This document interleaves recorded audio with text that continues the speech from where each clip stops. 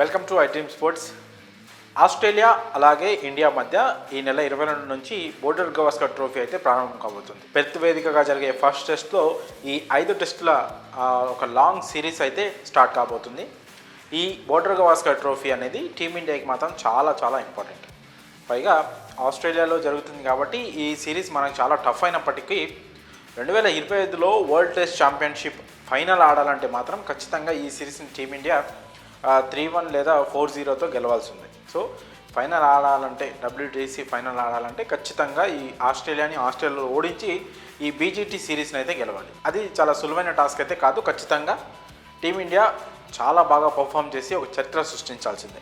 Team కూడా దానికి BGTకి already ఇంత గతంలోనే టీంని సెలెక్ట్ చేశారు సెలెక్టర్లు. 18 మందితో కూడిన ఒక స్క్వాడ్ని అయితే సెలెక్ట్ చేశారు.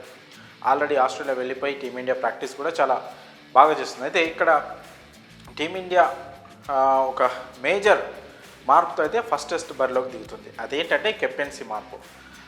ఆల్రెడీ రోహిత్ శర్మ కెప్టెన్గా ఉన్నాడు. తనే కెప్టెన్గా ఉంటూ టీంని లీడ్ చేస్తారని అందరూ అనుకున్నాం.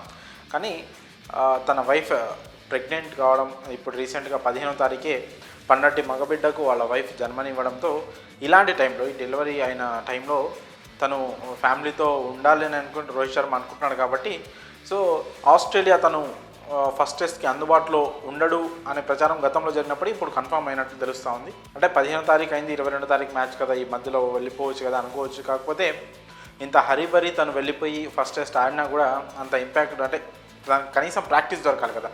ఆస్ట్రేలియా కండిషన్లో మ్యాచ్ ఆడాలంటే కనీసం దానికంటే ముందు మంచి ప్రాక్టీస్ ఉండాలి ఏ ప్లేయర్కైనా సరే. పైగా రోహిత్ శర్మ గత కొన్ని మ్యాచ్లుగా పెద్దగా రన్స్ చేయట్లేదు, తన ఫామ్లో కూడా లేడు.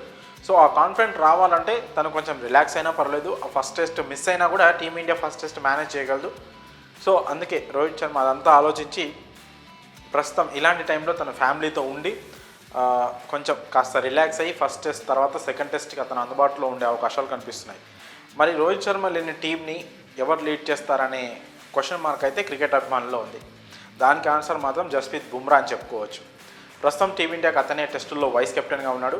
సో రోహిత్ శర్మ లేని ఫస్ట్ టెస్ట్లో అయితే బుమ్రాని కెప్టెన్గా టీంను లీడ్ చేసే అవకాశాలు కనిపిస్తున్నాయి. గతంలో కూడా బుమ్రా టెస్టుల్లో టీమిండియా కెప్టెన్గా పనిచేశాడు.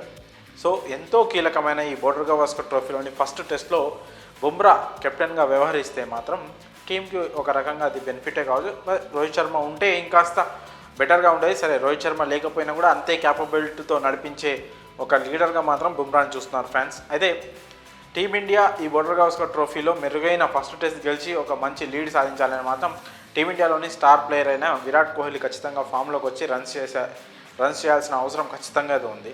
ఎందుకంటే ఆస్ట్రేలియాలో తనకు మంచి రికార్డు ఉంది. పైగా టీంకి అతని అవసరం కూడా చాలా ఉంది. మిగతా ప్లేయర్లంతా చాలామంది వరకు కూడా యంగ్ ప్లేయర్సే ఉన్నారు. KL రాహుల్ సీనియర్ అయినప్పటికీ ప్రస్తుతం అతను కూడా పెద్దగా ఫామ్లో లేడు. న్యూజిలాండ్తో టెస్ట్ సిరీస్లో చూసాం. ఫస్ట్ టెస్ట్ తర్వాత అతన్ని డ్రాప్ చేశారు, మిగతా 2 టెస్టులు ఆడించలేదు. అయితే ఇప్పుడు శుభ్మన్ గిల్ కూడా ఫస్ట్ టెస్ట్కి అందుబాటులో లేకపోవడంతో రోహిత్ శర్మ ప్లేస్లో ఓపెనర్గా మాత్రం KL రాహుల్ని బరిలోకి దించనున్నట్టు ఇంతకుముందే హెడ్ కోచ్ గంభీర్ కూడా ప్రకటించాడు. సో మిగతా టీం KL రాహుల్ ఒక్కడిని పక్కన పెడితే మిగతా టీం అంతా యంగ్ టీం కాబట్టి విరాట్ కోహ్లీ ఖచ్చితంగా రన్స్ చేసి కెప్టెన్గా బుమ్రా ఉన్నా కూడా ఒక షాడో కెప్టెన్గా అతనైతే టీంని లీడ్ చేయాలని కూడా క్రికెట్ ఫ్యాన్స్ అయితే కోరుకుంటున్నారు.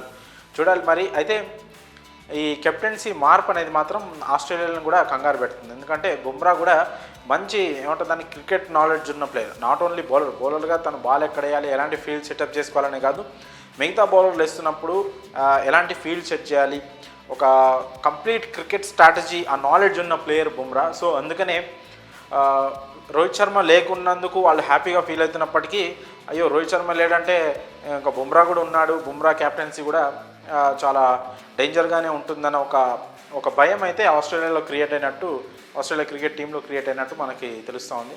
చూడాలి మరి. ఫస్ట్ టెస్ట్ పెర్త్ వేదిక 22వ తారీఖు నుంచి స్టార్ట్ కాబోతున్న ఫస్ట్ టెస్ట్లో టీమిండియా ఎలాంటి పర్ఫార్మెన్స్ చూపిస్తుంది, కెప్టెన్గా బుమ్రా తన మార్క్ని చూపిస్తాడా లేనా అని మాత్రం చూడాలి.